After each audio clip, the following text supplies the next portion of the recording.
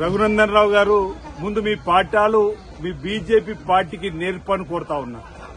Bharatiya Janata party అగ్రకుల party.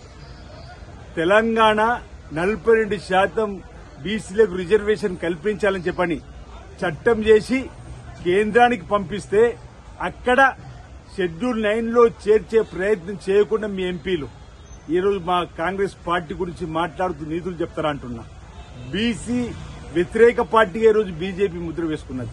ఈరోజు మీరు 2018 పంచాయతీరాజ్ చట్టాన్ని సవరిస్తూ ఆర్డినెన్స్ చేస్తే దానికి ఆమోదం పొందేసే క్రమంలో మీ సహకారం అందది. షెడ్యూల్ 9లో చేర్చమంటే మీ సహకారం అందది.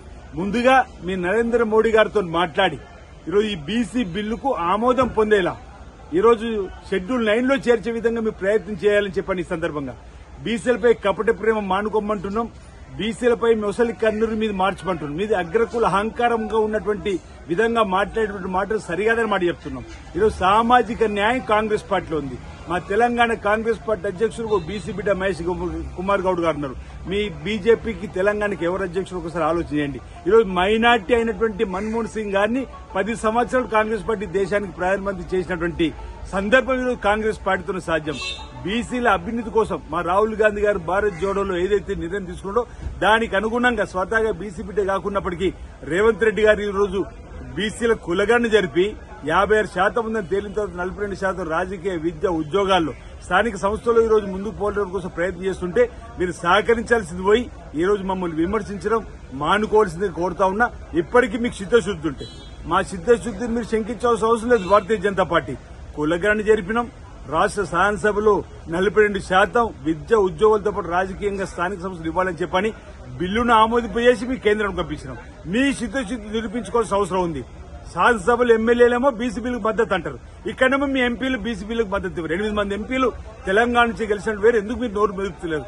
మీరు ఇప్పుడు కేబినెట్ ఉన్నప్పుడు కిషన్ రెడ్డి గారితో, సంజయ్ గారితో గట్టిగా ఒప్పించి మెప్పించి మీరు బీసీ బిల్లుకు ఆమోదం పొందేలా చేయాలి తప్ప కాంగ్రెస్ పార్టీని విమర్శించడం సరైనది కాదు.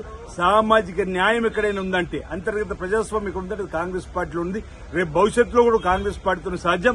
మీ వల్ల కాకపోతే మా రాహుల్ గాంధీ గారి తోటి ఈరోజు అసలు పార్లమెంట్ లో కూడా ఈరోజు గలమెప్పించేసి మేము ఇప్పటికే తెలంగాణ రోల్ మోడల్ అయింది కులగణనలో దేశానికి.